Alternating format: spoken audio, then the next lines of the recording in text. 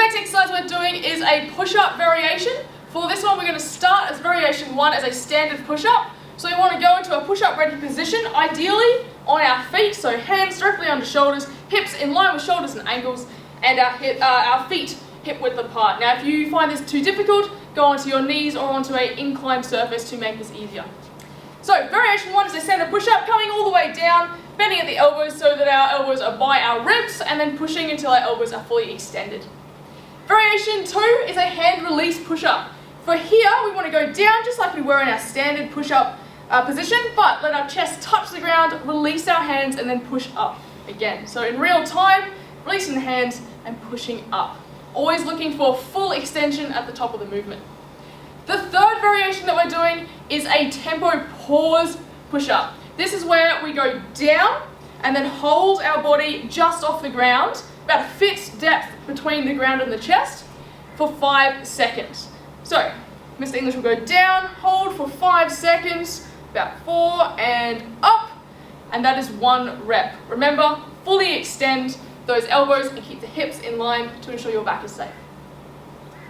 The exercise we're doing here is a variation of split squats. The first variation is going to be just an inline lunge. So placing your feet about 1.5 steps apart, slightly apart, yet a little bit in line. Coming down so your knee is almost to the ground, shoulders above hips, and then all the way up again for 1 rep. The second variation is the split squat. Here you want to make sure that you're a comfortable distance away from the bench. Coming up and down without a pause is the second variation, but with a pause at the bottom is the third variation to make this more difficult. Make sure that your rear foot is nice and comfortably on the bench, but not pushing on your way up. Just resting the laces or top of your foot on the bench. This movement is what we call a kicksit. What the aim of this is to create that mobility through your back as well as your core. What you can see is we start in what we call a bulldog position with our knees tucked in into a nice flat back with our palms flat on the floor.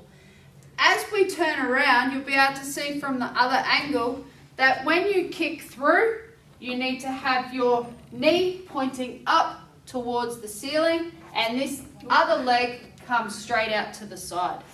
What you're going to do, no other variation apart from the speed in which you move. So the more speed, the harder it is.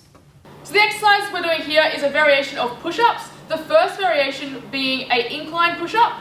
Here you want to make sure your hips are in line with shoulders and ankles, hands stacked underneath the shoulders, coming down so your chest touches your seat, chair, bench, whatever you have, and then coming up so your elbows are fully extended again.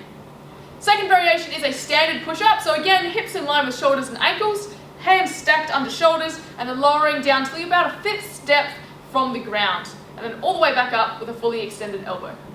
The third variation of the push-up we're doing today is the half Hindu push-up. From here, we're going to have our hips elevated, and then we're going down with our upper body and scooping back up in a half moon motion. Okay? So scooping that control, really hitting the anterior delt or front of the shoulder, and making sure that we just pop back up and reverse, not pushing our way back to do a full Hindu push-up, just going for that forward motion.